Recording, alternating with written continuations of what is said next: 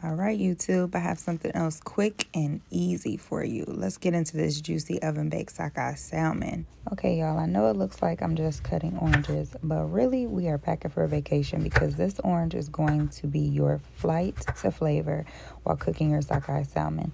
The citrus from this will shine just as bright as its color. We are choosing to use sockeye salmon because it is wild caught and without the added pink dye. Now moisturize your pieces with a little EVOO. This is going to give your herbs and your spices something to stick to. Our seasonings are quite simple, just onion powder, lemon pepper, and then salt. Please, please do not forget about the salt. We do not want bland fish. Lock in that seasoning with your fresh squeezed orange juice. This is going to naturally cut through the richness of that salmon and create a more balanced dish. The citrus notes from the orange will make the dish feel lighter and more refreshing while adding that sweetness.